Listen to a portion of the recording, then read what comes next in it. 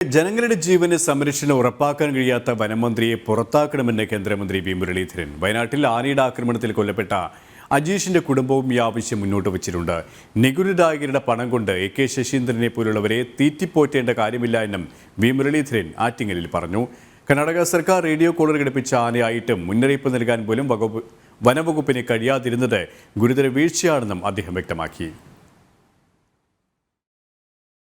സാമ്പത്തിക മേഖലയെക്കുറിച്ച് അറിയാത്ത ഒരാൾ ധനകാര്യ വകുപ്പിന്റെ മന്ത്രിയായിട്ടിരിക്കുന്നു. കേരളത്തിന് എത്ര കടം കിട്ടാനുണ്ട്, കേരളത്തിന് കണക്ക് കൊടുക്കാനുണ്ടോ, കേരളം കൊടുത്ത കണക്കിന്റെ അനുസരിച്ചിട്ടുള്ളതാണോ പണം കിട്ടിയിട്ടുള്ളത്, കിട്ടാത്തത്, ഇതിനറിയാത്ത ഒരാൾ ധനകാര്യ വകുപ്പ്.